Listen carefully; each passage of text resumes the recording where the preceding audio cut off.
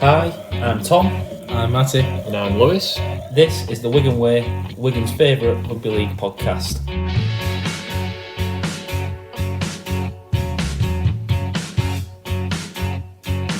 He'll put you in his trap, 'cause he's a union man. He's got it all figured out. He won't care what you think, 'cause he's a northern man. He's allowed to speak his mind.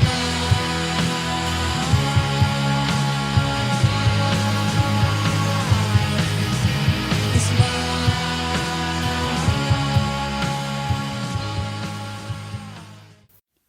The Wigan Way podcast is brought to you by Cherry and White Pins, a local Wigan Warriors themed pin badge company with a variety of Wigan ranges.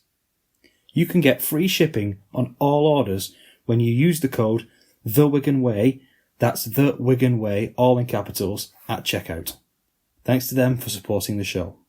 So thank you for joining us once again when we review the Wigan-Salford match and this round of Super League. The Warriors got a nice win over at Salford, 26 points to 6. But before I dive into all that and we talk about the game, Matty, how you doing, mate? Yeah, good, thanks. The last couple of weeks, we've accidentally cut this bit out, so if I've edited it right this week, this is staying in. Yeah, and we're not starting mid-conversation like they do on some podcasts. We're not doing it on purpose. It's just poor editing. It's just Are poor you editing. taking that one? I'll Right. take on the blame there. Just poor editing. No worries. Lewis, how are you doing, mate? I'm doing good. Yeah, coming off a nice win. Currently half term, so obviously as Stu said before, working in education, so we're all off work, and it's been good. It's been a good week so far. Yeah. Do we ever work? Teachers. Don't Right. start that debate. I mean, If you're listening at home and you think teaching's an easy job, it is. Just sign up. We need more. There's a bursary to start. It's dead easy. Right, let's go into this game. Over at Salford on Sunday, really nice conditions for the first half. Then it decided... did you just say really nice? Really conditions? That's on. Sorry, was it too You loud? said really nice conditions. You did. well, I wish I meant that. Some really nice conditions in the first half. Go on, you got to keep it in. You got to say really. Have you stopped it? I've not stopped it. Oh, sorry. We're keeping this in. Sorry. I'm not stopping that. Really nice We conditions. went has out gotta to stay. professionalism here, lads. It was a really nice conditions for the first half. Second half wasn't necessarily the same. Yeah, it was really nice conditions. There wasn't even a gust of wind. That's shocking. That is shocking. You started it.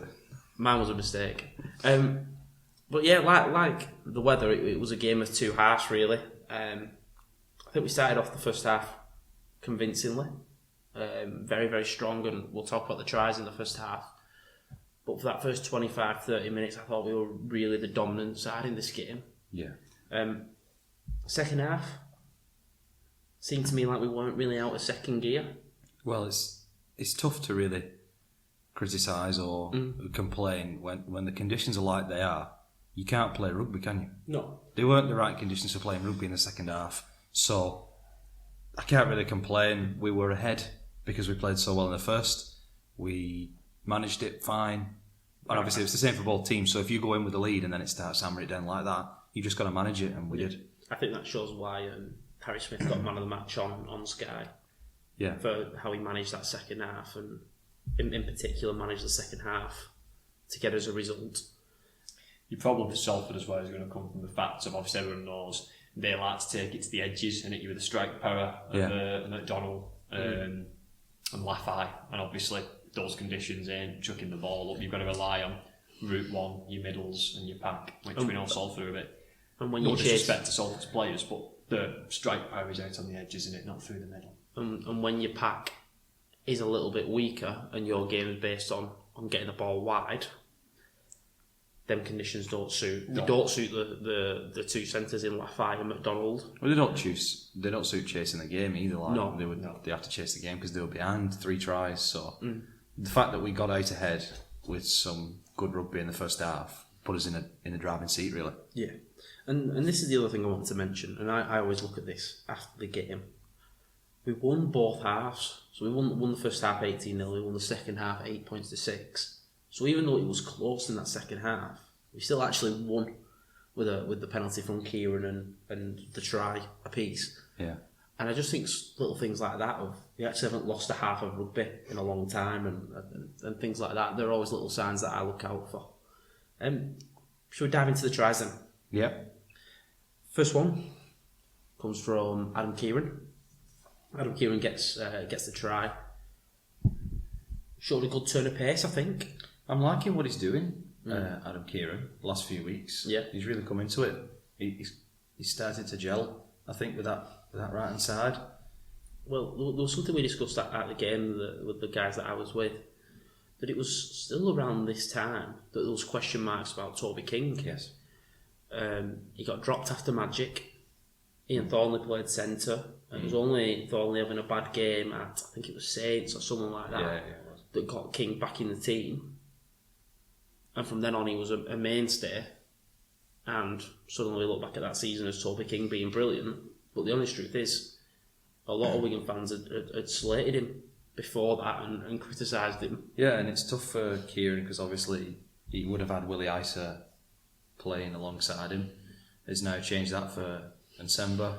There's a bit of disconnect there when you've worked on defensive shape all winter and all spring, and then you've got a new second rower full time, and not just being off the bench, full time, a new second rower alongside you there. It can be quite difficult, I think. And if we're honest, Sam Walters may have been ahead of December for that second row position. So if you're thinking who the partnerships would have been building with, there's every chance it would have been Isa and Walters, with December as the third option, really. Yeah. And due to injuries, he's obviously got his shot earlier. Because they say he's a good centre, Kieran. Everyone looks at him for his goal kicking. Obviously, he's a very good goal kicker. You know what I mean? But he's a complete centre as well. He's a player. He's not just there to kick off the tee for us. He's a good player. No, Matty P would never have anyone who was just there to kick goals. Never. Pick your best team and pick your best goal kicker outside of that. But this is the advantage that we have with the way that Marshall and Miskey and our back five run the ball really well. That Miskey makes a break almost from a bit of a nothing play. He just seems to be trying to make metres. Yeah. Runs at the shoulder, knocks the defender off, and then comes 2-on-1 with Brearley and does really well just to find Kieran. It did seem very easy for Miskey to get through this gap though, didn't it? We're going to be saying this a lot in review. And this is not taken away from Wigan, and they went and got the job done. But I don't think Paul Rowley will be happy with some of the defensive efforts for these tries. Some of them are very soft, and I think this one's soft. A winger off a nothing carry, just trying to make 10 metres, ends up busting through your middle, and then you're in an easy 2-on-1 and you're down by 6 straight away. It's a very soft start. Yeah. So early into the game as well. I think it was 12 minutes, 13 minutes. Yeah, a bit of an arm wrestle before that, wasn't it? Yeah, a little bit of an arm wrestle. I just think to concede a try like that so early would be so disappointing. Oh yeah, you would have been disappointed. And you're playing one of the best teams in the competition. You've shown how to have a chance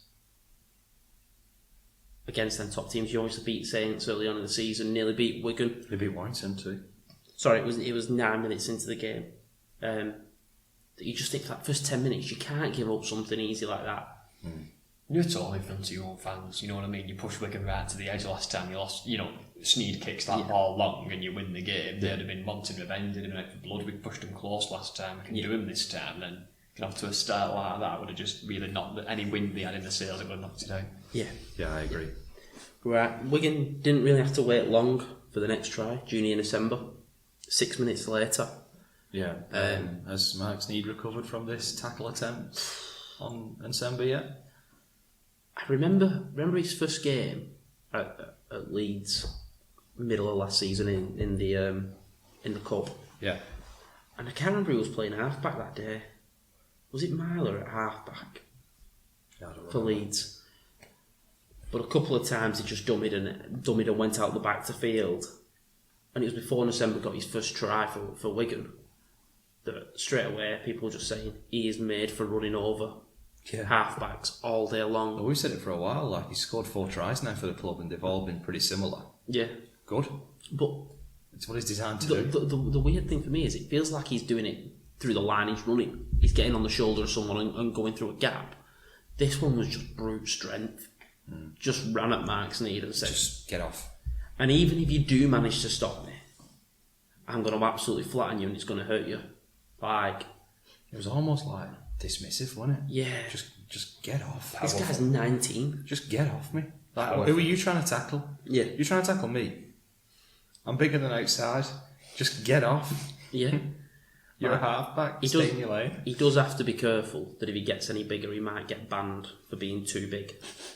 Like, I know this will sound really, really stupid when I say it, but I'm still looking at like the likes of Harvey Hill and thinking he's still got time to get a little bit bigger and keep filling out. And I think Harvey Hill's a real big player. I think another season of first team involvement. I'm not being funny. Sam Walters is 23, and I think he's got bigger this year. Mm-hmm. So he's got another 2-3 years of being a first team professional. He's not going to get bigger for 4 more years in a row, is he? No. Junior. But he's not going to not get any bigger than 4 years. If he gets much bigger, we'll have to start doubling the insurance premiums if he's playing against Wigan. But do you know what I mean though? He's not going to stay this size, is he? He is over the next 3 or 4 years. He is going to get a little bit bigger. I can't believe he's going to get a new. The thing is, though, as well, like everything, you think of Junior Sember, you think he's big, but he's quick as well. Catalan's got, I can't remember his name now. They've got something like 6'7". Like back row or something. I can't remember his name. I think he's left now. Yeah. But he's like, and all right, it's frightening when you see someone like that tall. Don't get me wrong, but with Junior, like, that try was quick. He's powerful. He's running onto a ball at pace, bang, get off me. He's so athletic. It's power, athleticism, not just being big, but being powerful. When you've got strength, you've got speed. Well, strength times speed is power. It's literally the definition of power. So, like you said, he's built for one thing, running over half-backs, more of it. Yeah. This was just something I wanted to mention a little bit with this try, is the setup that we showed before it. So obviously we were from a play the ball and O'Neill is a first receiver. Field is actually on the left-hand side and starts to loop round the back of the play the ball. From 30 yards out, it goes to Smith and Tim Lafay has to fly out to deal with Bevan French, who's almost playing that full-back role, looping round, that's created a 3-on-2. And Smith just sees it and means that's December being dealt with one-on-one by Mike Sneed. Like, it's just a brilliant setup. I think that play, just to get him one-on-one, is a real threat. And we talk about the threats that Wigan have. That's another threat. You've got Liam Farrell who gets 10 to 15 tries a season at left second row. Like, did he get his 100th try the other day? The other week, Liam Farrell. 150. 150, sorry. You've now got another strike force. You've got a lad who's played maybe 15 games for the club. Already on 4 or 5 tries for a second row, 1 in 3. That's not a bad record, is it? Yeah. But then you'd actually think, well, he scored at Lee. He scored at home, did he, against somebody? Catalans? Maybe. He scored last week, he scored this week. So he's obviously, they're finding ways to get him into the game more. Yeah. I can't understand it. Partnerships. And he'll be going in confidence though as well. Do you know, with every game he plays, obviously probably filling in more for Icer is going to be starting second role, but every more minutes he gets under his belt, especially when he's scoring tries, it's only going to boost his confidence. He's going to go from a bit kind of maybe a bit timid of just taking, the straight carries into give me the ball. Like, and he's going to score when we go to Cass because he plays on that right second row, and whoever plays in that channel always scores in front of us. There's always a try in front of us. Toby King, Lehman, Marshall scored one, and Miskey scored one or something. I've got to say this. Did you suggest that he's still a bit timid in that thing? Well, until he's confident. That's the thing as well. He's only 15 games into 15, 20 games. Yeah, he will be growing in confidence. I like the way when he comes onto the ball, he just winds himself up, doesn't he? He almost hits that step where he accelerates and he winds himself up. You've got to respect. He's quick, he's powerful off the mark. He is big, don't get me wrong, but I think we're doing him a disservice by just going, he's massive. It's like, he's massive, but he's quick, he's powerful, he's athletic. He's got decent good hands. lines. He runs good lines. There's much more to Junior Sender than just he's big. But it helps. 100%, yeah. Because he is. He's big. Now, 6 minutes later after this December try, there is an incident where Mark Sneed is shown a green card, and It comes off a junior. Showing him a green card. Lewis just showed him a green card. But it comes off that December carry.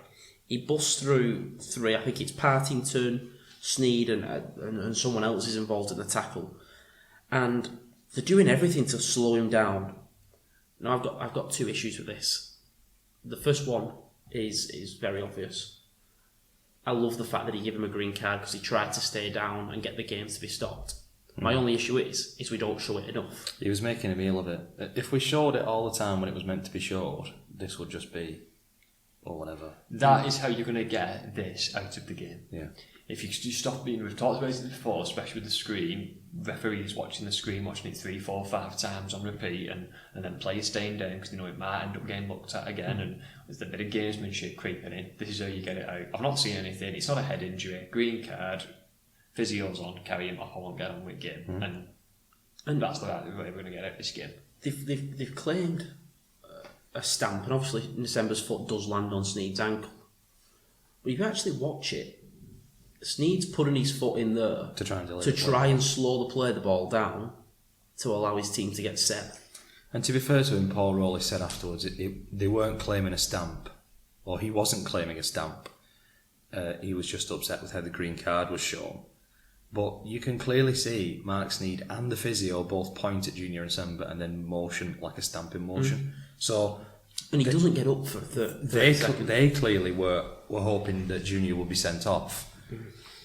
Which, if he was, I'm glad he wasn't, but if he was, that would then lead to people putting their legs in tackles. Yeah, putting it's just weird. He's got to play the ball. His feet have got to be there. Like, what are you expecting? And as soon as he felt something underneath his foot, he moved it, didn't he? And to do the other side to this, I can actually understand a bit why Paul Rowley's aggrieved, because like Tom's just said, when do we ever see green cards get given out? So he's thinking, you know, how many people replayed probably this season who stayed down in GameStop, and when we do it, suddenly a green card gets blanched down. I know. So that needs to happen more. That's the only criticism we can have, that why have they shown it for this one and not the rest? That's it, so it needs to be. I understand that they can't show it for a head injury. I understand that. Any head knock they can't show it for, because there's obviously precautions over that and you don't want players carrying on. But I always come back to that the story with Mickey Mack and his broken foot and compound fracture. Yeah, he had a compound fracture and played on. That's a mad story, isn't it? And it's because you've got to do it for your team. Unless you got a head knock, you get up and you try and play on for your team.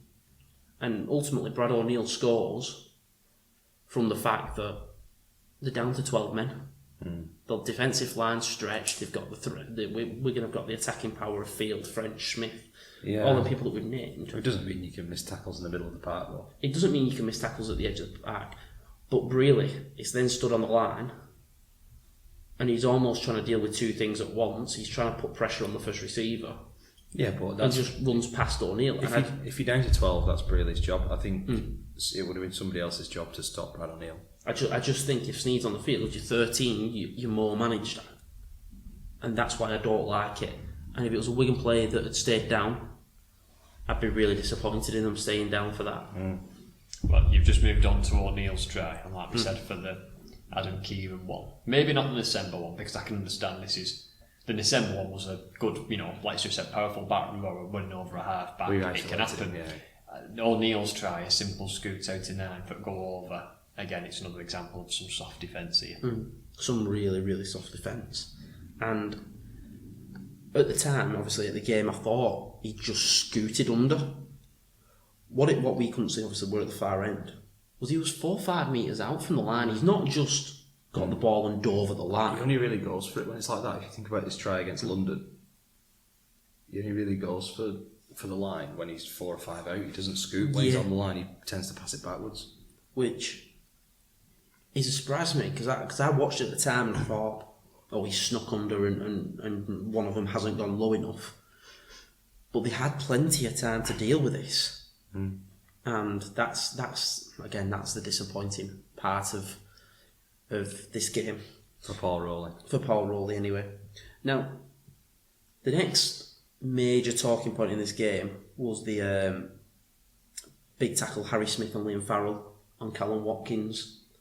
do incredibly well to hold him up over the line. I thought it was a try. This. It's scream try I all thought day. he was going to score because it was like the December one. It was quite well worked, and I thought, oh, they're in. They've scored. They've got it back to 2 scores. And they did incredibly well to just get bodies in the picture. You look, Dupree's there, Jake Ward's there, Liam Marshall comes running over. Field had hit the tackle and fell off, but then gets up and he's there to help again. It's just having people in the picture. What about was it McDonald? No try? Well, I think I've seen a few people put in screenshots out saying it's clearly on the line, he's clearly scored. I do think... if he'd have clearly scored, it would have been given a try. Well, so the ref sent it up as no try, didn't they? And he doesn't have full control. No. So how you can give that as a try, I don't know. There's a reason the video ref is called the video ref, not the picture ref. He's not looking at a screenshot.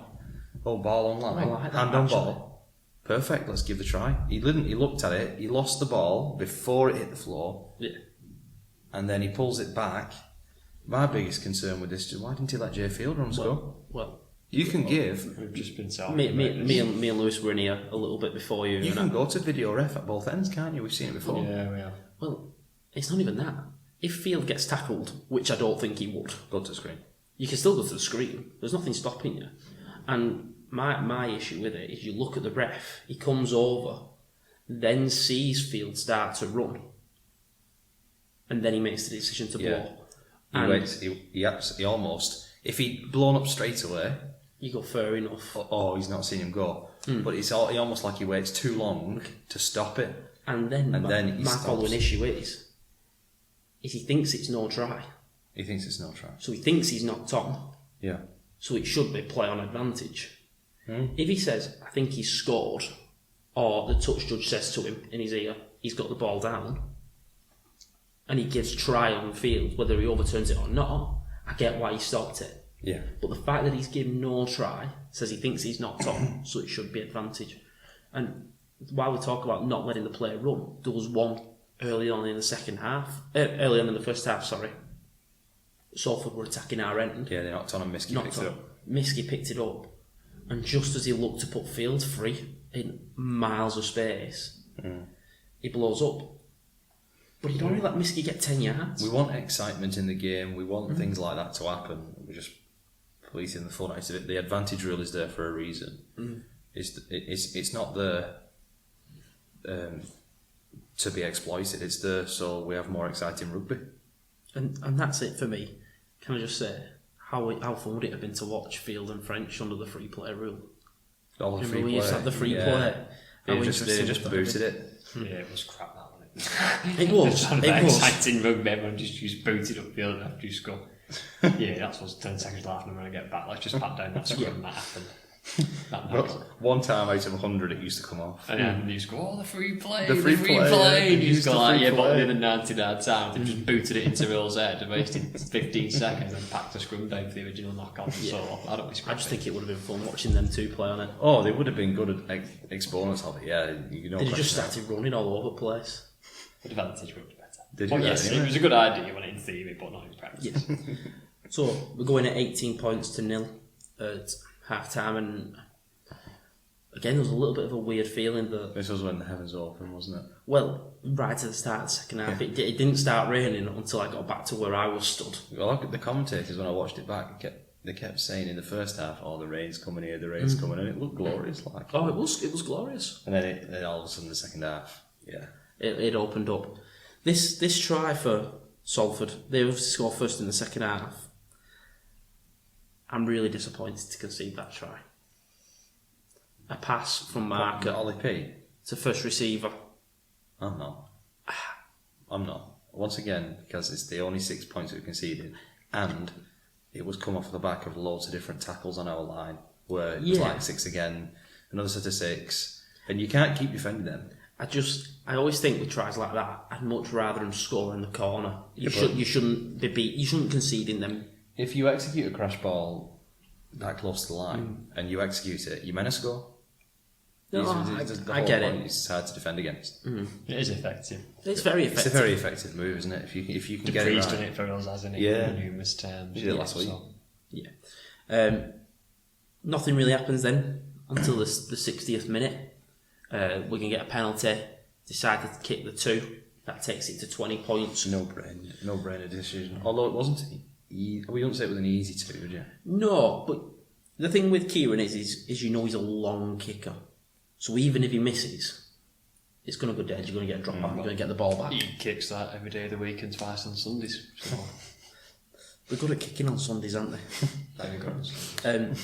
But that takes it to 20 points to 6, and you're sort of thinking at that point, can Salford get 3? I didn't back them to get 3 when it was 18-0. I was on the same situation as I was against KR. If we can get to 19, because they're not going to score 4 tries in them conditions. Yeah, I agree. 77th minute, Wigan score from another scrum play. Paul Rowley will be really disappointed with this. Soft again. He will, but I get it's French and we know what he can do. Why does he always do this against Salford? It's just a straight run and would be nothing dummy and offend, and he goes through. If you watch last year against Salford, he scored them 2 tries to come back into it, and it was one of them was exactly this try, and it was actually Tyler Dupree late on the tackle. Earlier this year in that Mark Sneed game, he scored one exactly at the same at the end. He scored at this game. He just gets outside you, and you. I think that's the thing. When you watch how he executes this, he almost runs it's Shorrocks that he beats, and he runs at Joe Shorrocks's inside shoulder, which just holds him up, and then he just puts a big left foot down. You've got to make somebody else beat you. If you're playing against Bevan French, you've got to make him pass. And this is why I wonder, when you see French or Field pick the defender, why is the outside defender not sliding in and saying, listen, if you're going to beat us, you're going to have to score in the corner? Sometimes we see Bevan or Jay throw that cut-out ball to the winger. Yeah. And sometimes we see them like this, dummy and go themselves. I think if you're a defender, the percentage play there is the dummy, so I think you've got to deal with French. Yeah. I think if you're Shorrocks, you've got to cut inside and cut French down.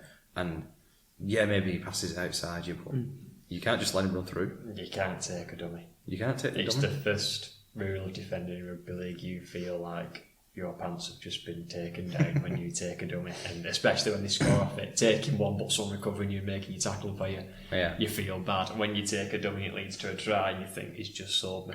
He's just put me head on a stamp. That's not where you want to be. That's it for me. Just whoever that winger is might drop the ball. Yeah, you might be able to push him in touch. I mean, the way Bevan throws those dummies, if he lets go of it, it's going over the stadium. It's going to end up in that sewage plant. Yeah. The way he throws it, with such like venom. Now, that wraps up the game. Kieran obviously kicks it. We win 26 points to 6. There's a couple of stats that I just want to mention. Obviously, we should mention Liam Marshall's tackle on Big hits. Big hits. Rib tickler. I thought of you straight away, Lewis. Oh, Lewis will love that. I did love And it. outside back firing at somebody's ribs. Firing like in, bent back, shoulder in, get that into you. I Yeah. love it. Now, a couple of stats to mention. Ethan Havard makes 102 metres. Solid. Liam Farrell 107 metres, and Thompson 92, who had a considerably shorter game after playing 80 minutes at, in the So semi. he should, yeah. Badly so, yeah. Got an easier day. I did point out that when he came off, he decided to cycle for the last 20 minutes of the first half. He then came out, did a run, went back on the bike, and then basically decided to go and have a swim on the pitch. It was that wet. So he's done a triathlon as well as play a rugby match. That Thompson, yeah. Yeah. But You know, here's the triathlon fact, while you brought it up, hippos are faster on land than a human, and they're much faster in the water. So if you want to beat a hippo in a triathlon, it's got to come down to the cycling. I'd have it on You think cycling. it beats a hippo cycling? Yeah, definitely. I don't think they'd be good at changes either. But defensively, I just want to mark some of these out. Jake Wardle, 20 tackles. Bevan French and Harry Smith, both making 16 and 23 apiece. Then we go into the forwards who made immense amount of tackles. O'Neill made 20, Farrell 34, Matt Cooper 20, Thompson 24, Ethan Havard 21, Cruz Lehman 26 tackles, Harvey Hill 22, Junior December 29. It was good to have Cooper back, wasn't it? And just throw into that before we preview the Warrington game, Liam Byrne back this week. Yeah. Is another option. Burns back this week. How long are Walters and Ellis given? Just one each. They're both back now. So everybody's back, Everybody's obviously, except the ones who are injured. The only one missing is Liam Farrell. Willie Isa. Yeah, Willie Willie Isa, Isa, yeah. Willie Isa. So there's incredible options, and I don't want to spoil what we're going to talk about later on, but there's talks of rotating and maybe resting a prop or resting whoever. There are 9 or 10 genuine candidates there for 5 spots, 6 spots. You can afford to rest. And we'll talk about that in a bit. We'll talk about that in a bit, but it's incredible strength that we're now getting to see. It is. But yeah, that wraps up the Wigan-Salford match. Yeah. Any other comments, lads? We're 5 points on points difference behind Saints, who've had back-to-back really easy games and scored 100 points. So we're basically a try away from being top, and we've got a game in hand. Although that game is against Lee, and when are we playing it? they're first of all, when are we playing it? But they're firing ever since they lost us to us. Really, if they'd have played that game week 2, you feel like we'd have beaten them easily. Whereas now, they're coming back into it nicely. So we'll see what happens with that. But yeah, we've got a game in hand that that if we won by 6 points, we'd be top. So yeah, you've got to be pleased with where we are. It's a good 2 points, isn't it? Salford, as we've said, they can upset people. Look what like you said, to Saints, to Warrington, they ran us close last time, so it's just a professional job. Get in there, especially when the weather conditions changed for the second half. Get in there, be professional, get your 2 points and get up. And if you think about it, I know we seem to bring this up every week, but it's worth bringing up again because it's yet another away game. But think about how many away games we've actually had. Well, I'm going to say, I'm sure I've heard after the Warrington game, we've only got 3 or 4 away games left for the rest of the season.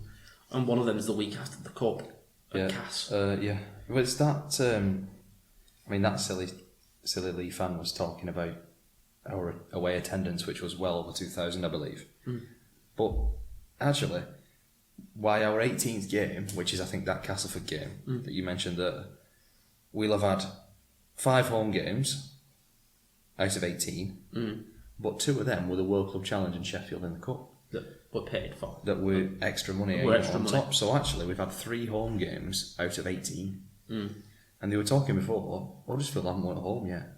We were talking before about Huddersfield. They've had 5 games that they've not won one of them at home, and they've actually got a decent away record. For us, we've got a great home record.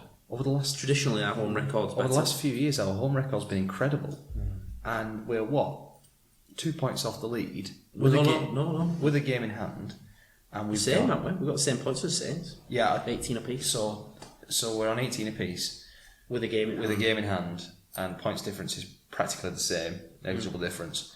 So without having a week off, we haven't had a week off. We have had almost all of our games away from home. I'm really, really pleased with where we are. And we've not got to play like Hull FC.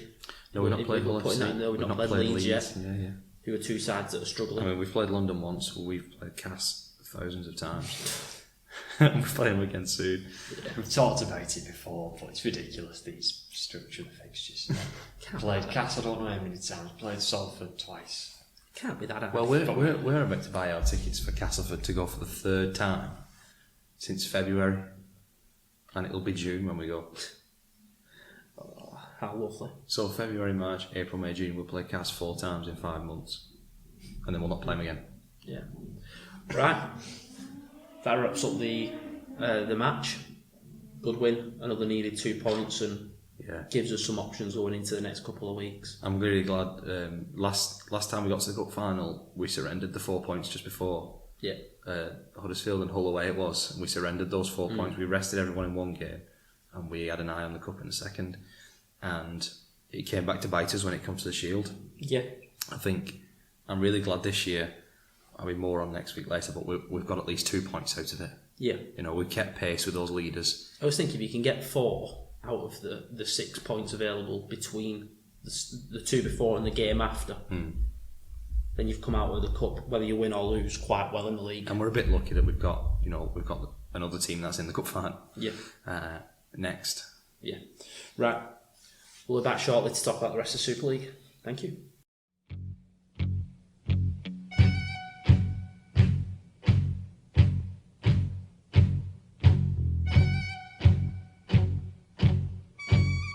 So we're back to talk about the rest of round 12 in Super League. And before we get into it, it does really feel like there's a bit more of a division in the league at the moment. The top 4 or 5 of Wigan, Saints, Wire, Hull, Catalans, you could throw in there. Salford and Leeds, just around that 6 to 7 mark. But I want to throw Lee into that, who I know they're only on 9 points, but have been really unlucky in some games, and you think they're actually playing some decent rugby.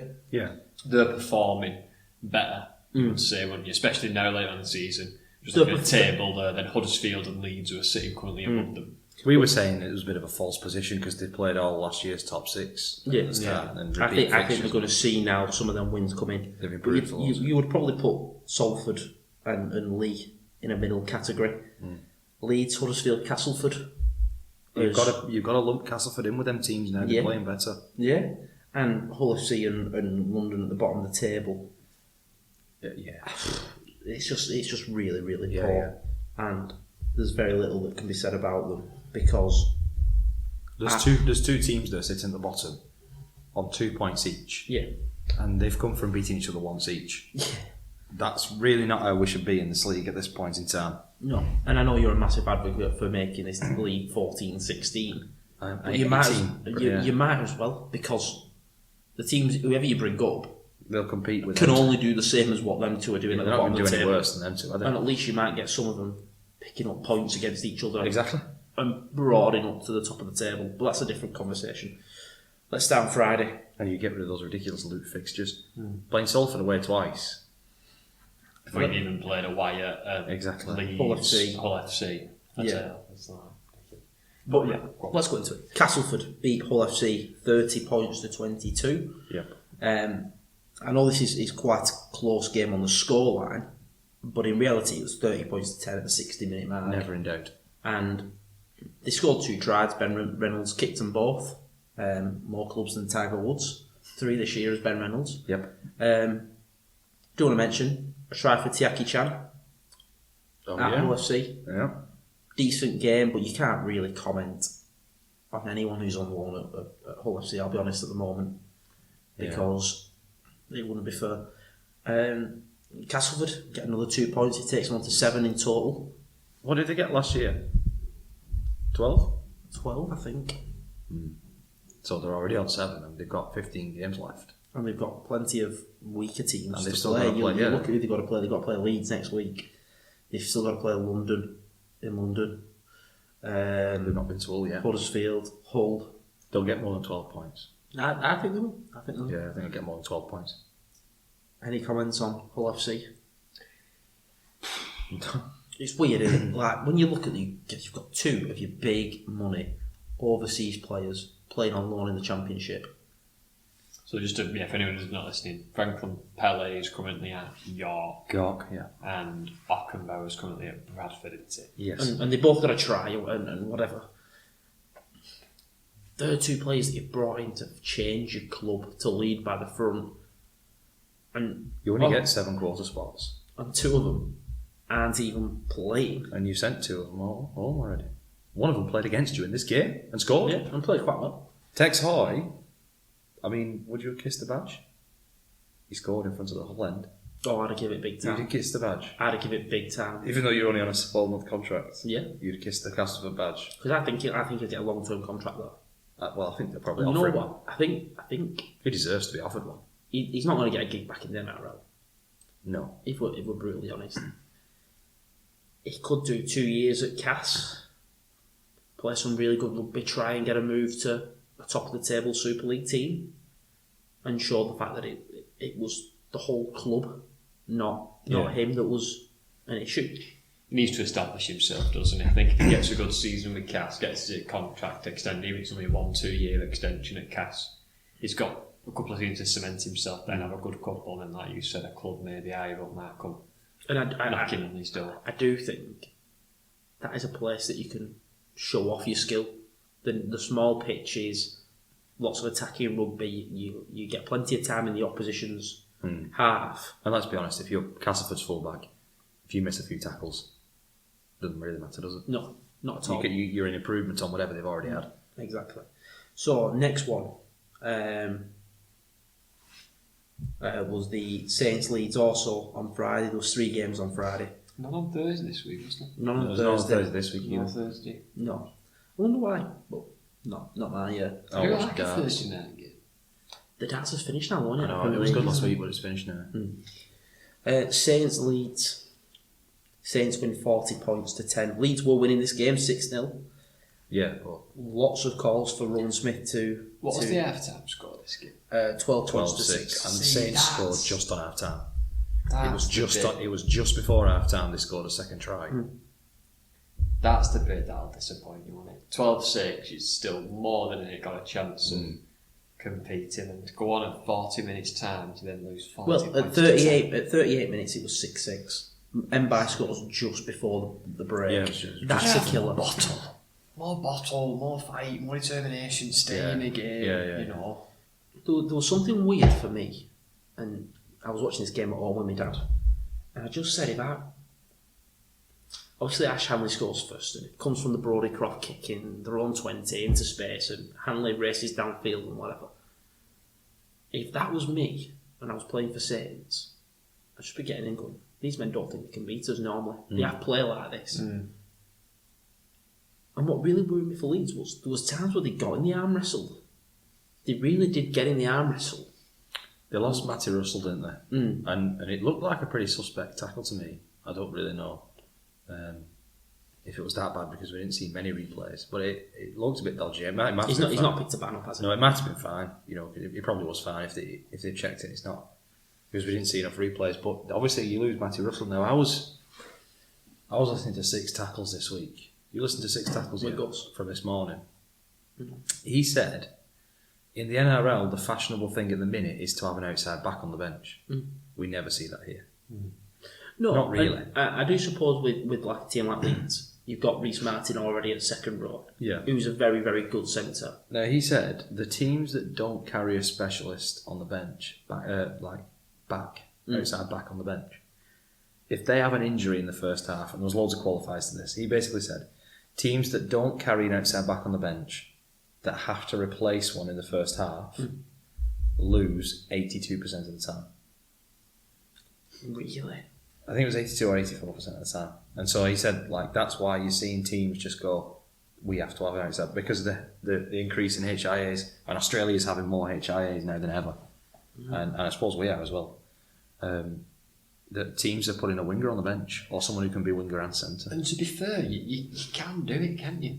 If you think about it, really, you're 17, even if you want to sub 9, you want to go from like a organiser 9 to a running 9, you have a back, you've then got 2 props. What first pair does 20 minutes, then your second sub them off together, on together for 20 minutes. They can do 20 minutes outside of half time and bring your starters back on at 6 minutes.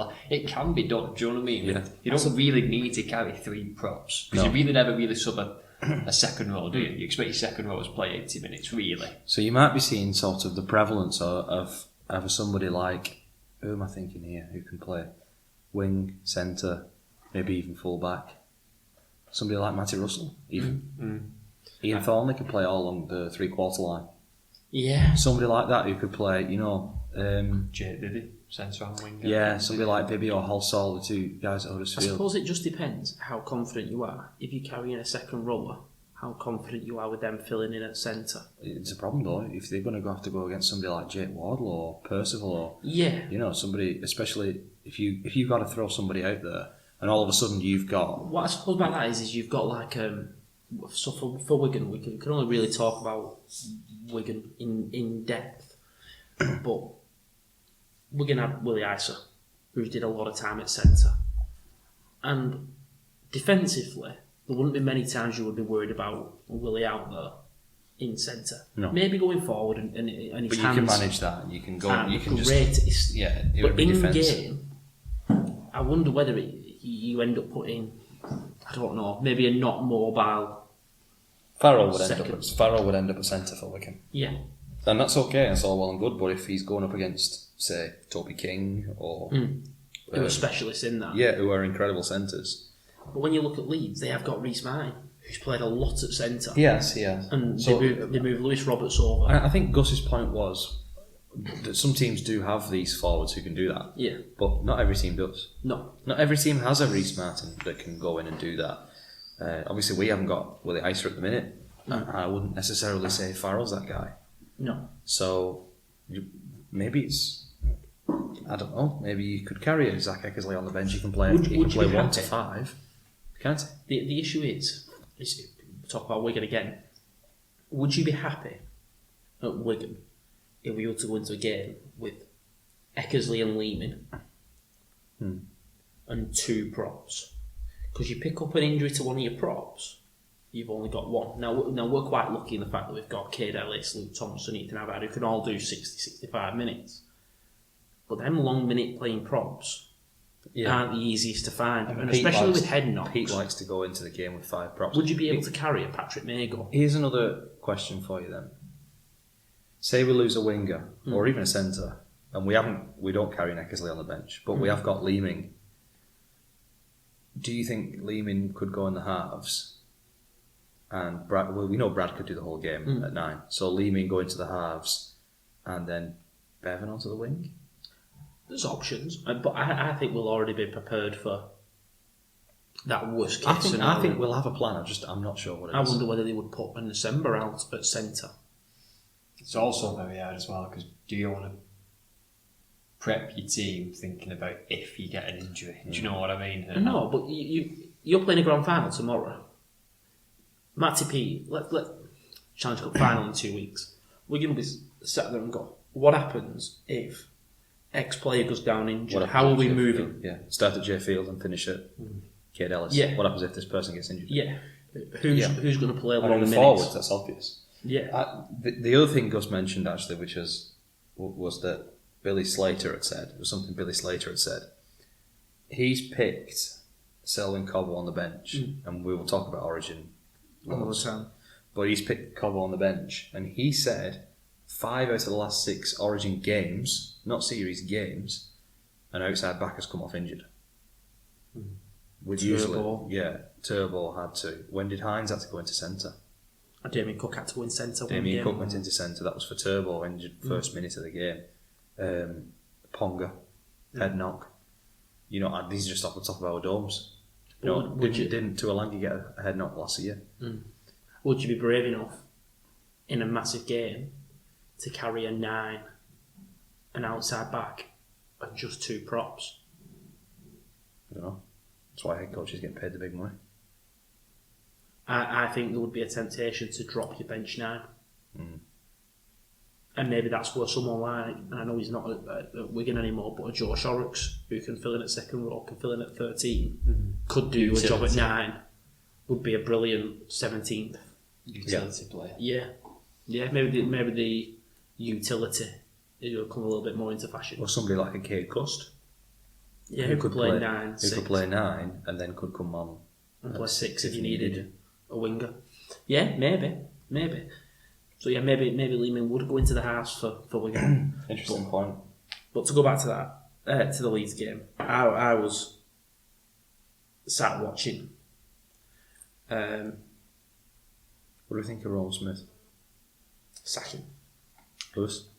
Yeah, I don't.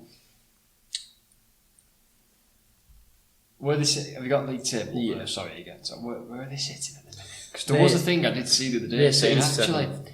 they're in 7th. They're only one place outside the top 6. Which, when you think of it like that, Can I just but read you've off? spent a lot. And again, it's the performances we're seeing with. They're not. Can I you have just a read style off of who player. they've beat and who they've lost to in this season? And I think you'll start to see a pattern. They beat Salford. Wigan won't be in the list. No. They beat Salford first game, lose to Hull KR. They beat Catalans, beat Lee, lose to Saints, lose to Saints. They beat Castleford, lose to Warrington and lose to Huddersfield. They beat Hull FC, they beat London. They lose to Catalans, lose to Saints. So despite Catalans maybe early on the season, Catalans early on in the they're season. beating the teams they should beat and losing against And- the top 6 clubs essentially. Despite that one against Catalans, Yeah. really. They Had a beat- good win they on beat the Salford league, first didn't they? game of Salford, season. I suppose. They had beat Lee though in there as well. When Lee Lost were to missing Saints. an incredible amount of Very players. They were true, missing very- Pape very before they true. got Dwyer on loan.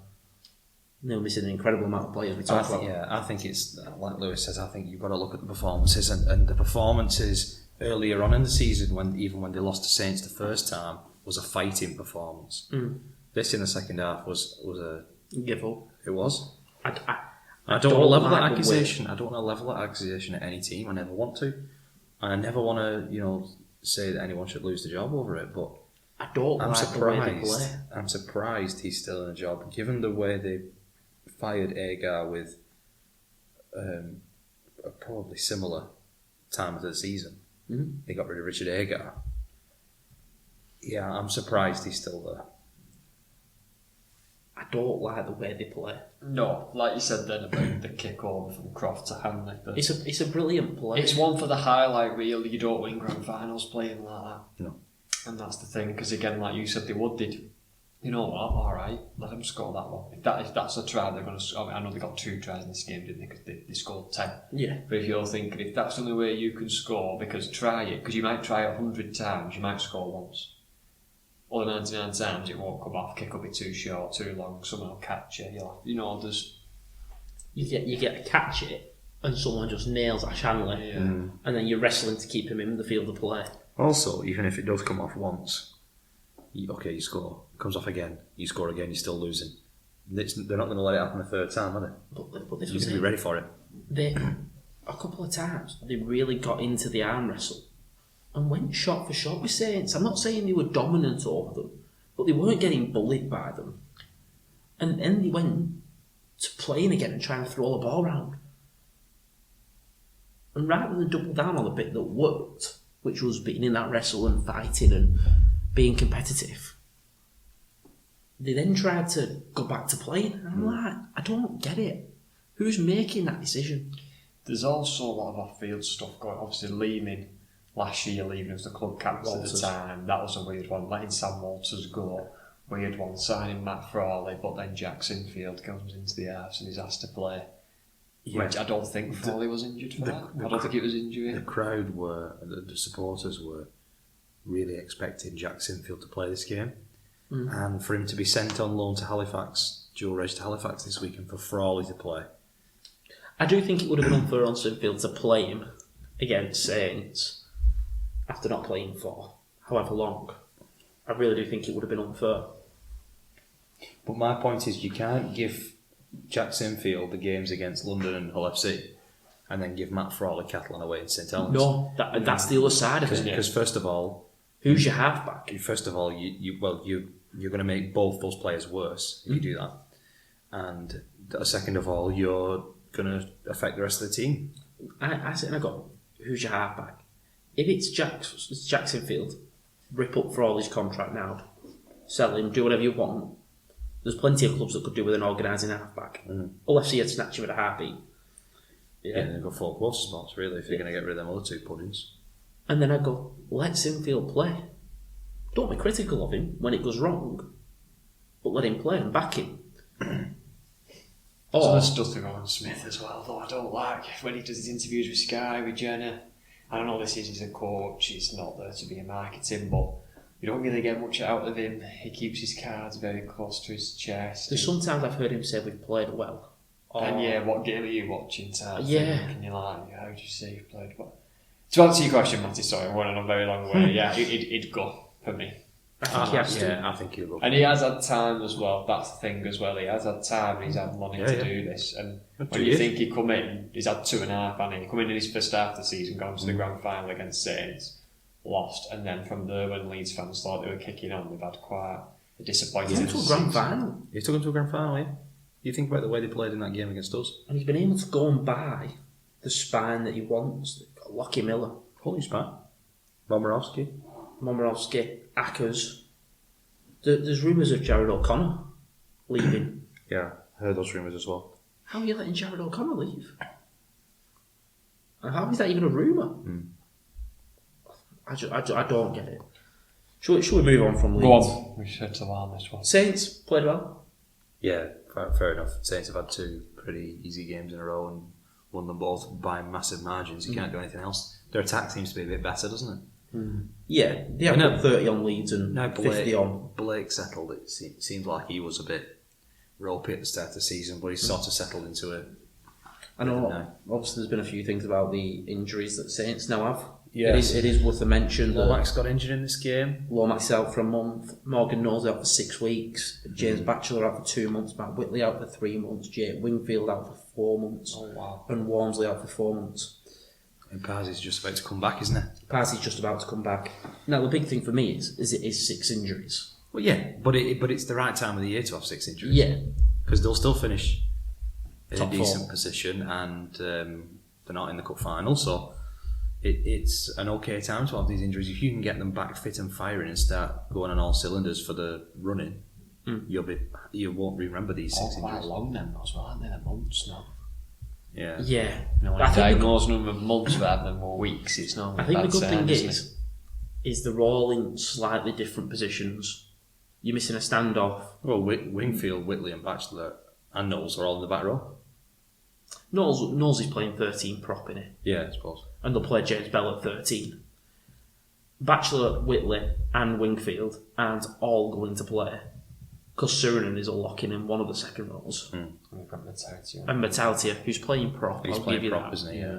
But one of them will play and one of them will be on bench. I like Mateo here on the edge, you know. I like him on the edge. I do think he's a better second rower. If they need props, they need props. I get that, but I think I would put him at second row. But I just look and I go, I don't think this. I've said it for a while. I don't think this squad is massively deep.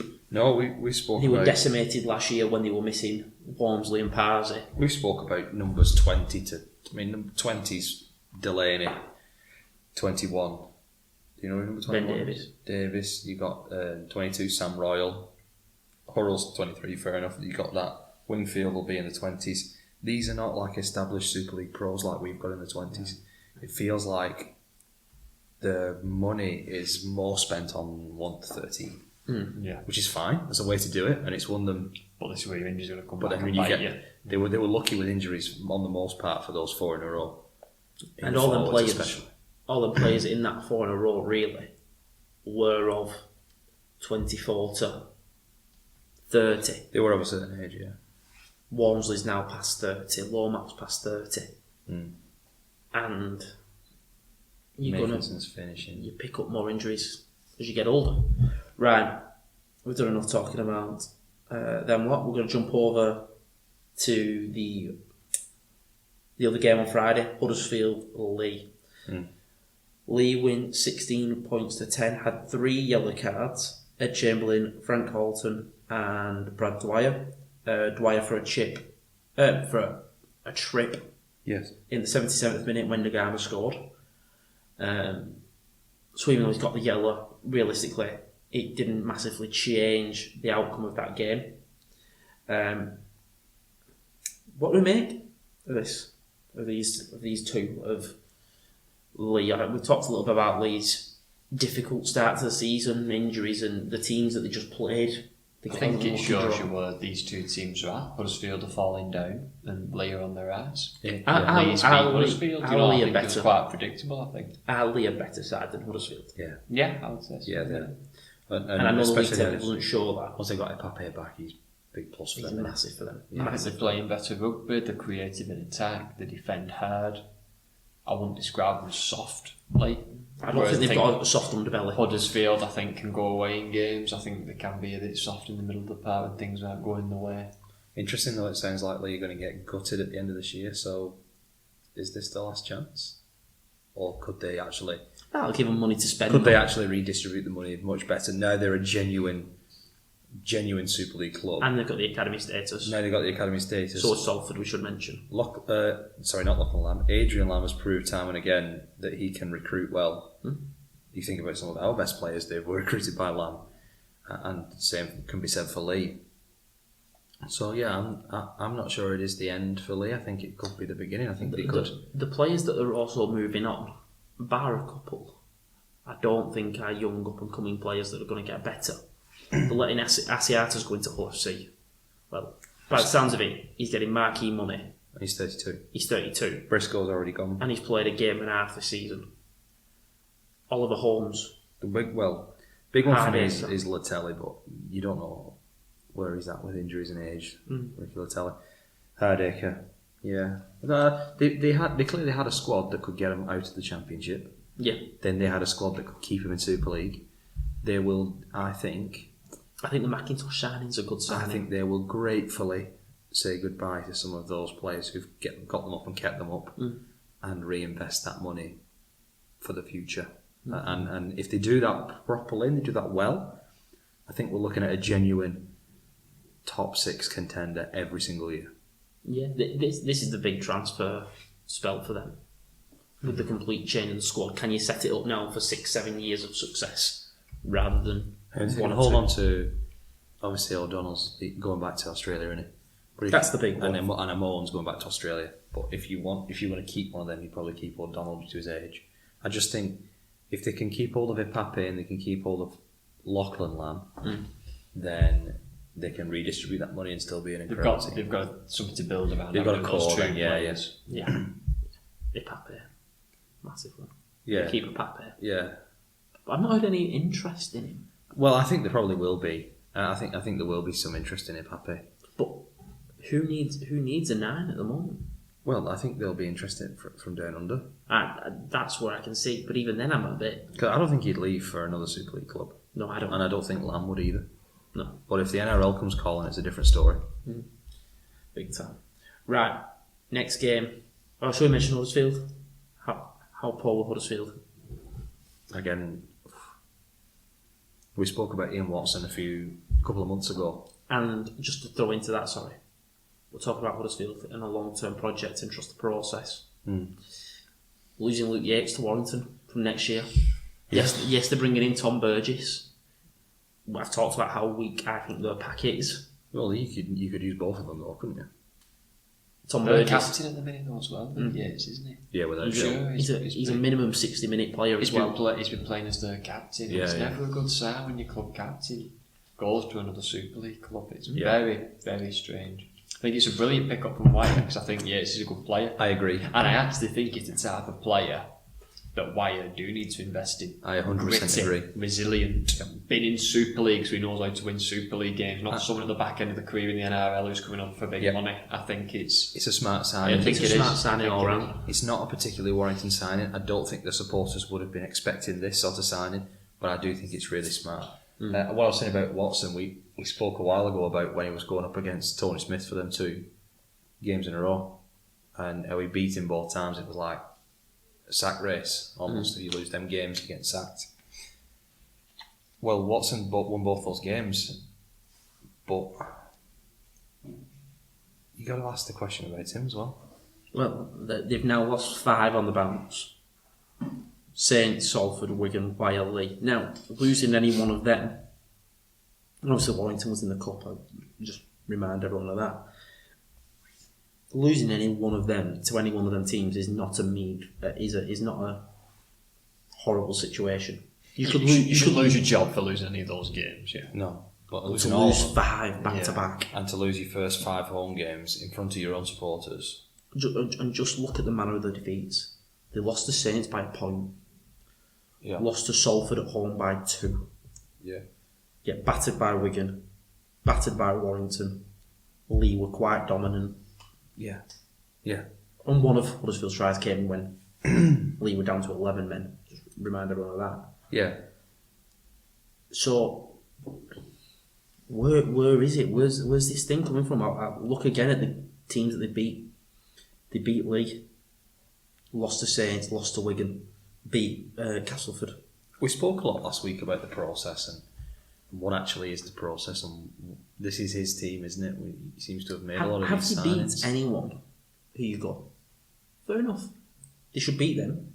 I'm looking at them and they lost to Lee, lost to Saints, beat Lee first game of the season, lost to Saints, lost to Wigan, batter Castleford, lose to Hull KR, beat Hull FC in the Cup, beat London, beat Hull FC. Fair enough. Beat Catalans in the Cup, which was a big win over in Catalans. Beat Leeds and then lose 5 on the bounce. not really beat anyone there that you're going, oh, we'll talk about Catalans shortly. I think Catalans have got a few issues. Well, at this point, can you see a world where Huddersfield finished in the top 6? No. Can you see a world where Salford finished in the top 6? Yeah. Yes. Can you see a world where Leigh finished in the top 6? Yeah. Leeds? No. Right, so there you go, there's your answer. I think Salford and Leigh are ahead of Huddersfield. Salford and Leigh are ahead of Huddersfield and Leeds. And those two coaches are pretty secure in their seats. Smith and Watson, you would imagine, I don't know, but you would imagine based on... I'll be amazed if both of them are still in their positions come August. Yeah, you think one of them at least is going to go. Mm. But who's available? Hull have just got that assistant, haven't they? I don't think we said that. Cartwright. Yeah, the assistant. But he's on so many next assistants. Year. Yeah. So many assistants. Yeah. Thingy. And who's the assistant at Hull FC's new? Brisbane. Is the assistant coach at Brisbane? He's the Brisbane assistant, yeah. And he's had a pretty decent and well-rounded career as an assistant. Yeah. But he's been an assistant at a lot He's of been places. waiting a long time, hasn't he? He's had a lot of success. This isn't just someone who's had 2-3 seasons, because there was talks of Lee Breers. But Yeah, Breers too soon. Really it's definitely is- not too soon for John Cartwright. No. He's ready for a big job now. He's probably been ready for a while, but that's only from 2025. Talks though, sorry, I just want to say, obviously Parramatta have sacked their coach. There's talks of McDermott being linked Yeah. with that job. Oh, really? Doing really, he's at the Knights, isn't he, at the moment? Brian McDermott. Yeah. Some positive talks around him. I'd love to see an English coach. English head coach in an NRL club. I tell you what, it makes me really happy that we signed Matty Pete down to a 7-year, I think. Yeah. I don't see Pete going though. Even if he didn't sign that, No, I don't think I might be wrong, but I don't know if he's got that ambition. He's obviously got a big tie to the club and to the town, but to the area. I don't know. Right. 2 more games to cover. Catalans, Warrington. Warrington wins 16 points to 8. Yeah. Not the free-flowing game that these two are expected. 2-2 at half-time. Big celebrations for this win. I think this was a big statement win. Weirdly, Burgess said it was their best performance since he took over. I would have said Saints in the Cup was a better performance than beating Catalan by 8 points, but obviously he puts a lot of stock into, like we do, winning away in France. Yeah, it's a massive win. I don't think Catalans were great. They weren't. And no Mickey, and then you lose Alrix de Costa in the first, whatever many minutes it was when de Costa had to go off 5 minutes. 5 or 10 really minutes. Weird. They had with a head Bingy on the test. bench, didn't they? Nicarima Yeah. on the bench, who was playing at 9 ahead of de Costa off the bench at the start of the season. Yeah. They put Seguier into 9 for the first half and then moved Nicarima there at the start of the second. Interesting that you carry a player to fill in at 9 and then don't bring him on when your 9 gets injured. It's Yeah, weird one that. a really weird situation for me, that. You're going to struggle when your dummy half is out and the backup goes down within 5 minutes. Yeah. And he's out the game. You're going to struggle then, but Warrington did what they had to do. Yeah. I think it was a big win for Warrington. I think to go down to the south of France and get a win. Yeah. Right, last game. This was Sunday, played at the same time as Wigan Salford. OKR went down to London, get a 64 points to 14 win. Oh, I just want to make one more point about Warrington. Can we go back to that game? I've never really known a team go for so long. We did when we played 2 games, Yeah. but Warrington went on the Monday and played on the Saturday. Yeah. And Jamie Jones Buchanan on the coverage was saying something like it was very fashionable to do it in one day. Go there Saturday morning, come back Saturday night. The few teams have maybe stayed over 1 or 2 nights, but I've never known a team go from Monday to Saturday. And Burgess said it was like a mini camp, and they were just away from all the noise. I quite like that. It could have backfired. And when we did it backfired because when we beat Toulouse, it looked like a team that had just come off the plane. And when we lost to Catalan, we looked like a team ready to come home. Yeah. So it could have backfired, but it could have also It's 6 days in France could have also galvanised your team, brought some pulls together. It's a funny one, and when I say this, I mention something else that I always thought about this.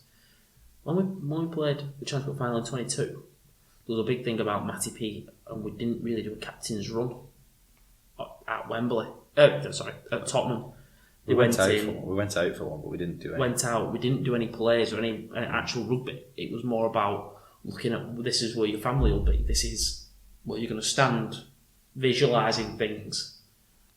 And it works, so everyone says, is that genius? But if it fails, you get criticised for it. Well, we can't do one this year, can we? No, can't do one this year. Can't believe that. Wembley's used the day before for an international friendly, so no captain's run this time. But do you get what I mean? It's only genius because it works. Yeah, exactly. If this hadn't have worked and Catalan had won, everyone would have slated Warrington. Exactly. But maybe this is the thing. Maybe you go for a break and... There was quite a few of the lads that I saw on Instagram that went on. I think they went on a little trip somewhere. So I think they spent a couple of days around France or whatever. It was Williams, Powell, I think Philbin and Fitzgibbon had gone away somewhere in France for an extra day. So maybe there's that side to it. This again, there was a brilliant thing to do. I know you're saying, and I appreciate you saying, the result determines whether it's a bad thing to do, and if it comes off, it's a brilliant idea. If it fails, it was a stupid idea. Hindsight's a wonderful thing, isn't it? But I think as well, we've got to remember where the position, and we've talked about this in previous episodes, where Warrington were at. You know, I remember Kyle Amor, he went there on a loan, didn't he? Was it last season or the season before? I can't remember. But I remember then when he did his punditry with Sky, he said, look, I came into a dressing room very demotivated, very unenthusiastic, really low on urgency. A group of players who were feeling it, and you could tell everyone in the club was struggling. And I think I was to go and just like saying, little trips out with the lads here, a bit of a camp feel, bringing the team together. When you think of where this team was 12 months ago, and the toxic atmosphere that must have existed, you know, in a cup final, in prepping, you want that to be positive. You want to make that feel. You need to make those players feel like superstars, don't you? Do you know? And I think it's brilliant. Obviously, I'm not. Maybe not for us, for a cup final, but I mean, in terms of actually from the coaching side of it, to come into a very toxic environment and turn that around and using it as a little camping, bringing the players closer together, it's exactly what Warrington need on the field. Yeah. Right, let's jump over to that last game. Hull with a big win over London, as you would expect, really. I don't think there's too much to say. No. I mean, when they're playing like this, Hull and they're not offered much opposition, they are quite good to watch. Yeah, they're a good side, and we've talked about London, and I do feel sorry for them, the situation that they find themselves in. But that is the situation, and you've got to deal with it. It was a bit like the World Cup game from a couple of years ago where Australia beat Scotland 80-0. Yeah. And there was an element of, look at this, they're trying outrageous things and it's coming off and they're scoring some ridiculous Harlem Globetrotter style tries. And there's an element of, stop, he's already dead. You know the Simpsons meme? Yeah. There's an element of that. Stop the match. Yeah. JR would have been screaming. He's got a family, you know, and so there's an element of that, and that's why they're reducing the number of teams in the World Cup. But I don't know what the answer is. You can't reduce the Super League to 10 teams. You just can't do it. There's already not enough teams. Oh, think about if they did that.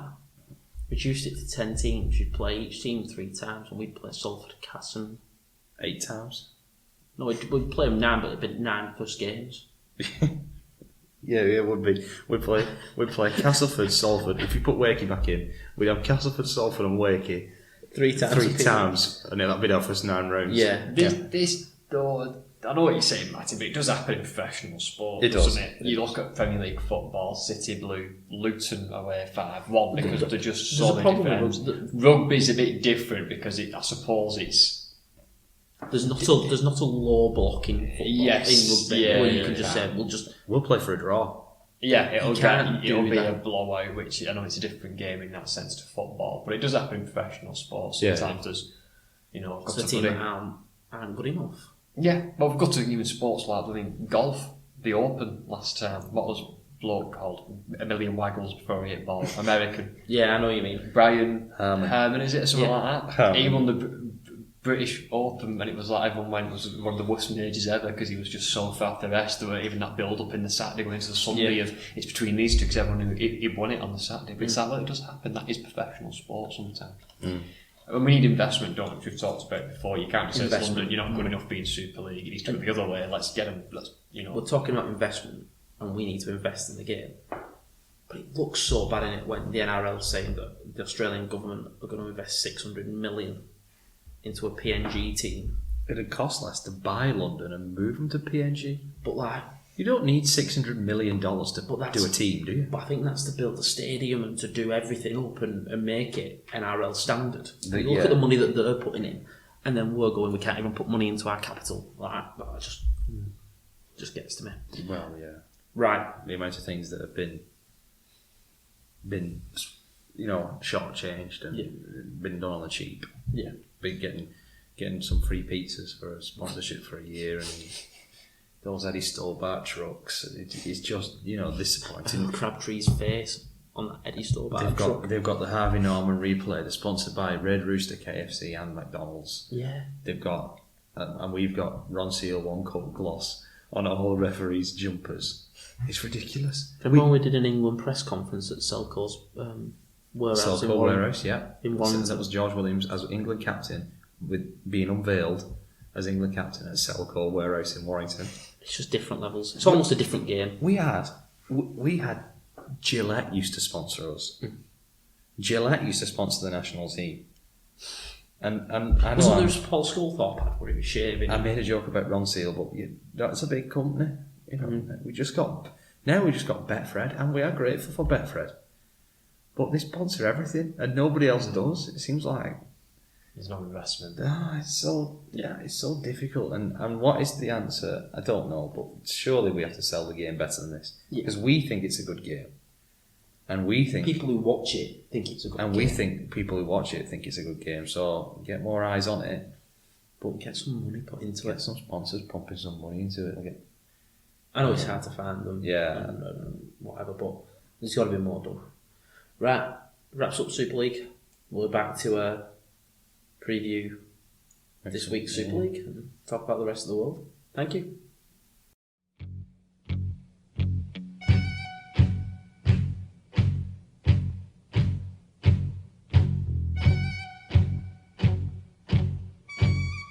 So let's have a little look at the NRL. I said the rest of the world, but there's only really NRL because, it's two countries. Local game. Canterbury battered St George 44 points to 12. Just to point out this game, half time, St George were winning 12 points to 6. Yeah. So what's that? 38 unanswered points. Your Canterbury have improved this year, haven't they? Yeah, I like them. I think they're a solid side. North Queensland beating West 42-28. Yeah. I'm still not too impressed with both of them. You get no credit for beating them West. Manly turned over Melbourne. Now, this was a good game. Yeah, big win for Manly. This was a great I know win. Melbourne are missing a couple in the Cam Monsters, obviously out on Pappy, but so are Manly. Manly missing Turbo, so both teams have got injuries. As usual, missing Turbo. He does love an injury. But he's so good when he plays. The Roosters beat Canberra 44 points to 16. Yeah, Do disappointing. you think they're real title contenders? I was disappointed with the Raiders in this one, but the Roosters were red hot, and you have to give them credit that they are good. They're a good side, Roosters. I think it's better this season. They fell off last season. It's good when you see competitive Roosters. Yeah, I agree. Used to seeing them bringing success, aren't you? Yeah, and Manly as well for that matter. And Manly, yeah. Just talk about Cronulla, massively beaten by Penrith. 42 points to 0. But in the previous weeks, have beat Melbourne and beat the Roosters. I watched this game. Penrith needed a bounce back after losing to the Wars at Magic. The credit's going to Jerome Luai and Dylan Edwards. They were fantastic. Yeah. Both of them were fantastic. But I love the defence. Some of the defence and the forwards. Every time Cronulla back five, which is usually a strength of theirs, were trying to bring the ball out from their own line, they just got absolutely destroyed. Penrith was so up for this game, and they dominated from the foot. This game was over after 15-20 minutes. Yeah. Dominant. Yeah. The best word is dominant. Battered them with the physicality. They battered them, yeah. They were just too up for it, too physical. Yeah, really good game for Penrith. Now, next game, Rabbitohs versus Parramatta. Roosters. The Rabbitohs win 42 points to 26. What I found really interesting is obviously Bennett has apparently signed for the Rabbitohs a 3-year deal. Starting next season. The Eels wanted Bennett because they believe this side is a side that should be winning competitions or could be winning competitions, and Bennett's the man to do that. But again, if you listen to Six Tackles with Gus, obviously the Rabbits would have been saying the same thing. You would think, wouldn't the Rabbits would be saying the same thing.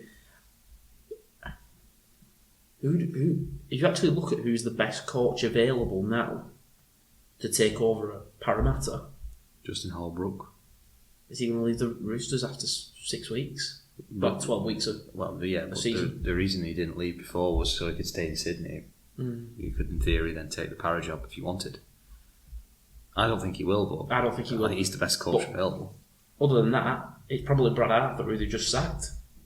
Like, there's not that many coaches out there. You can't get Ricky, he's just extended. You can't get Des Hasler, he's only just really started with the Titans. Who beat Brisbane this week. Yeah. Great win for them. But the Bunnies will be a better side for getting Wayne Bennett. And obviously he knows how to deal with Latrell and Cody Walker. Do you find it strange that maybe not, because it was it's very peculiar circumstance with the Dolphins coming in, wasn't it? But obviously he left Souths. Done 3 years now, is it? Yeah. With the Dolphins. And now he's going back to Souths. Souths were convinced though. It's almost like he's just done the Dolphins a favour, isn't it? Which it might be. South saw the attractive younger woman at the bar. South saw Jason Demetriou and Sam Burgess and thought, we can go in long term here. We can have 10 years of dominance. And they booted Wayne Bennett out, I think. And now they've realised that actually life's not better when you get rid of Wayne Bennett. And there's certain things about Wayne Bennett.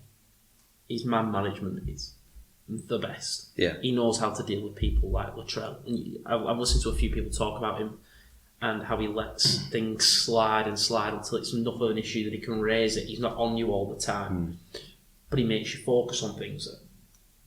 He's probably the perfect blend of Burgess and Demetriou. Yeah. But he's also got that experience, the super coach. The other thing I find funny is when Wayne Bennett was in charge of the Rabbitohs, he had Sam Burgess, he had Jason Demetriou, he had these assistants. When Demetriou stepped up, Sam Burgess stepped up as an assistant but then left. Wasn't John Cartwright there as well? John Morris. John Morris. Who's going to be your assistant? Who was going to do the job that you were doing for Wayne Bennett so you can be Wayne Bennett? You know what I mean? I don't think they really brought anyone in to do that. I think and give them support. Because obviously we're on the Wigan Way podcast to give it a bit of a Wigan flavour. I think the way Pete uses his assistant coaches has been fantastic. Been watching that 99 documentary about Sir Alex Ferguson and treble winning team, and Steve McLaren gets signed to be assistant coach, and he says, "What do you want me to do?" He says, "Whatever got you here. Coach what you've been coaching for your last team." And to me, if you've got an assistant coach who's really talented and who can organise this and this, and he's really good at that, and you just let him do it. Lee Breers in his first season here, you could see his effect on the team. I remember we weren't watching that. They had an open training day. You could see Lee Breers doing loads of work with the props. Yeah. And the passing, you can see the effect on it. They brought in Luluai and Lachlan who've brought the best to that side. And I just think that's the major thing. You got John Duffy as well. Can't forget, plenty of experience there. Yeah, who are given the licence to do their job.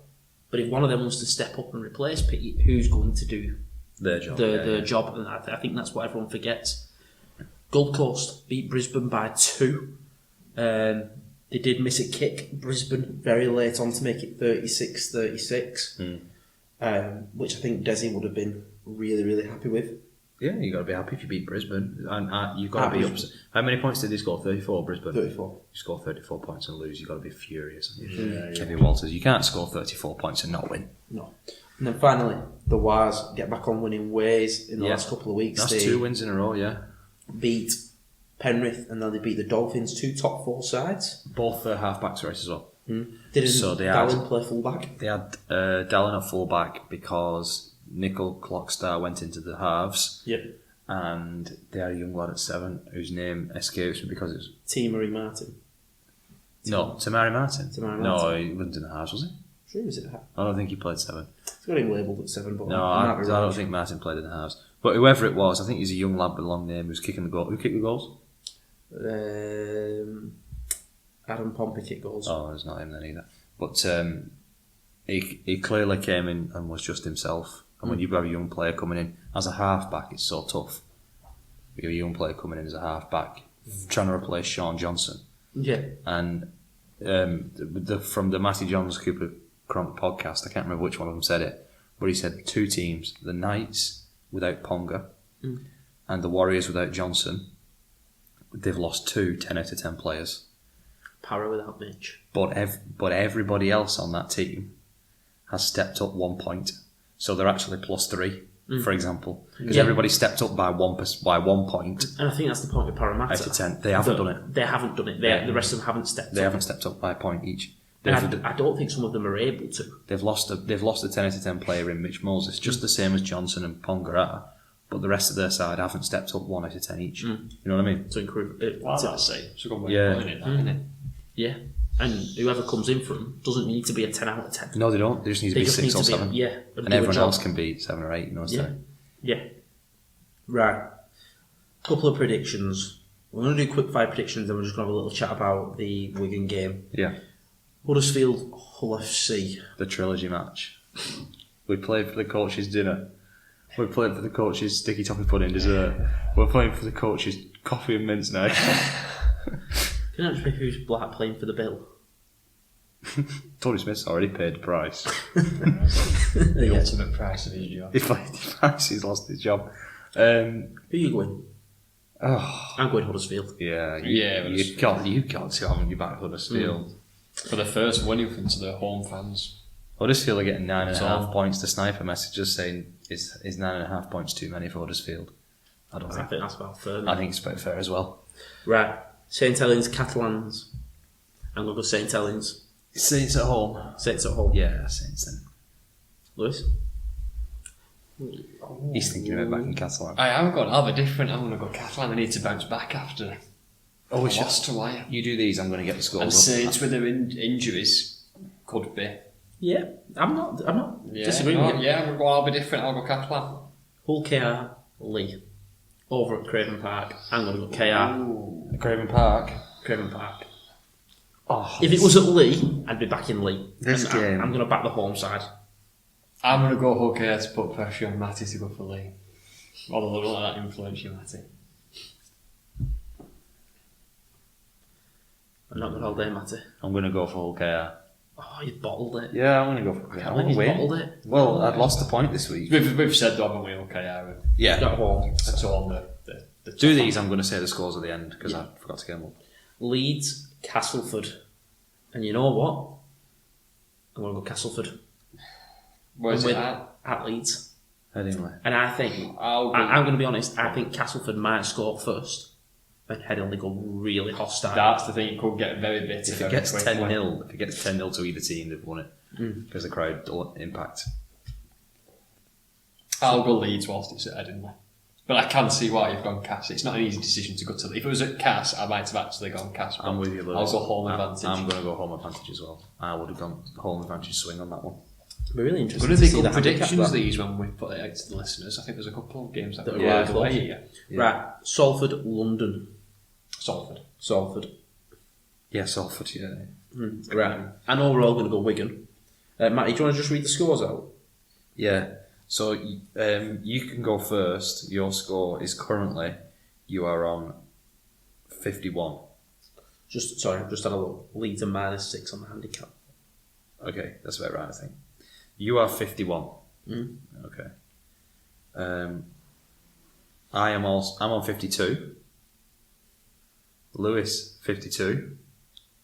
Listeners, 55. Okay. Democracy Still wins. close. We've clawed one back from the listeners, I think. I did one last week. You've clawed one back this week, Lewis, by beating the listeners. Yeah. Because Lewis went 6 for 6 this week. Yeah. Well done. and we went with 5. Right. I want to talk about Wigan Warrington. I'll keep it short because there's so many elements to play, and we could probably talk about this for days and days and days. Till the game all starts, the different options. I'm going to ask you to vote. Vote? Yeah, just yes or no. Just give me a yes or no answer, not a vote, sorry. Would you be resting your side? Well, I don't think I would. It's If I'm not- Wigan, I don't think I would rest. that's not a yes or no question for me, because 1 to 7 would play. I would probably give a week off to Luke Thompson and Mago. And I think I'm done with that. Maybe a Liam Farrell for half the game. But I'm on similar grounds. I wouldn't necessarily rest the whole team, but I think some will come out in some positions we've got. I won't be surprised. Is Hampshire injured? No. I won't be surprised maybe if Hampshire comes in. For who? Either of the backs be fair. I don't think, and this is my personal opinion, I think Field and French have to play. Yeah. Well, I think they can be slower starters. When they've had a week off, I think they're the two that can take a little bit of time to get going. I wouldn't be surprised if Hampshire comes in for somebody, because again, it's not like you're putting a kid back in there, it's an experienced one who can still lead you around the park and get a victory at wire. I think he will rotate the forwards, so I think I won't be surprised if Harvey Hill comes back in. I don't be surprised, obviously, Ellis can come back in because he's had a week off with the ban. Byrne will come back in because he's had a couple of weeks off with the ban. Walters will come back in, I think, because he's had a week off with the ban. Who's going to miss out? I think. Again, I would rest essentially or take out some of the forwards. So again, if Ellis is coming on back at 13, maybe like you said, maybe take up Thompson, maybe rest him. Yeah. You've got essentially a good couple. I think is Chan's loan deal finished now? Is he back with us? It's week to week. It's week to week. Right, okay. So interesting. he doesn't get picked. So he could. The only thing I think we've talked all the time about how strong we are in props and forwards. So this is where, to me, you could make use of this. You're not putting kids in there. You're putting, people who have played Super League level. I don't think he will. I think he'll. If he's going to rotate, I think he'll do that at Castleford the week after the Cup, because I look at Warrington. They're obviously going to be missing George through a suspension. Yeah. I think they may rest a couple. The interesting one for me is for Warrington is if Paul Vaughan plays or Lachlan Fitzgibbon plays and get injured or get banned. Paul Vaughan and Luke Thompson are both teams' best props. I agree. Which side is better set if both of them miss? If Warrington lose Vaughan and we lose Thompson, which side do you think is better prepared? Yeah. Well, Liam Byrne would probably come in for us. Or Harvey Hill. For them. Lucas Green? Bullock? Joe Bullock. It'd be Joe Bullock, wouldn't it? Bear in mind, Bullock Max was left out of the 17 for Max Wood. So Max Wood, I suppose, would be the one you can bring it in. But he was in the 17 last week to play. Yeah, so Bullock, it would be Bullock, wouldn't it? You'd be replacing him with Bullock. I'm kind of on the edge of it. I don't know. I wouldn't be. I'm not kind of for or against it. If he announces a very strong side and he's not really rested people, I won't be thinking, you should have rested people. If he does rest people, I won't be kind of thinking, what have you done that for? I can kind of see it going either way. I think there's merit and rationale, isn't there, for both decisions. Hull KR last year rested everybody. They played us, and it was literally a reserve team. I don't know. I would be playing. I'd play as well. I especially think the backs need to play. Back 7 definitely need to play. I'd be playing our strongest 1 to 17. Whatever that is, whatever Matty Pete thinks he's 1 to 17 I wouldn't play the strongest is. 1 to 17 because I think Luke Thompson and Patrick Mago have played a lot of games, and I think they could probably just have a week off and come straight back into it anyway. Just remember that though, he obviously missed the World Club Challenge. Yeah. Played 35 minutes on the weekend. Didn't have a long spell there. Yeah. Been a couple of games this season where we haven't played long spells. I know we played 80 at OKR. And I just think there's this thing of, if you can get a big win the week before the Cup against the team you're playing in the Cup, you're almost starting the game 1-0 up. It's rare, isn't it? It's rare to play the same team for a cup final. Yeah. Interesting dynamic. We'll put that out in a poll, what your 17 would be. Well, you can't really do that in a poll. Not a poll, sorry. Put a post out. You 1 to 17 this People week. comment 1 to 17 is what would they do? Yeah, before we see the 21. But yeah. Right, I think that wraps it up. Should be a good game. Oh, one thing. Go on. We've recalled Harvey Makin. Yes. So maybe he'll be in the 21. Mm. Young prop forward. If you're going to rotate, you might need him. If you're saying to Thompson, you've definitely got the week off. Okay, Liam Byrne might come in, but then everyone has to move up a spot, don't they? So Makin has to be on standby. Yeah, potentially. The thing for me is I think Kate Ellis has to play. Yeah. After having the game off. I'd be tempted to maybe rest Tyler Dupree. If you want Walters to play in the final, he has to play. I think Harvey Hill might come back in. He's done enough that sure he can start as a Super League. Oh, sorry, be in the starting 17. Yeah, but he played a long spell on Sunday. World Club Challenge winner, Harvey Hill. Yeah. He's the one who filled the gap. Has he lost a game? Did he play on Good Friday? No, he's not He lost played a game. Good Friday. No, he's Did not he lost play a against game. Hull Carter? No, he didn't. There you go. Right, that wraps it up. Been enjoyable, lads. Yes. Yeah. And we'll be back next week, getting ready for the Challenge Cup. Yes, So that way. Plenty of content. Thank you for listening.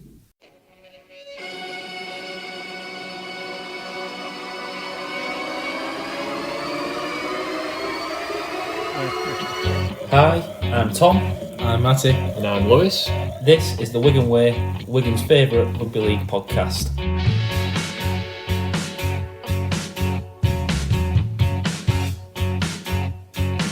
You'll put you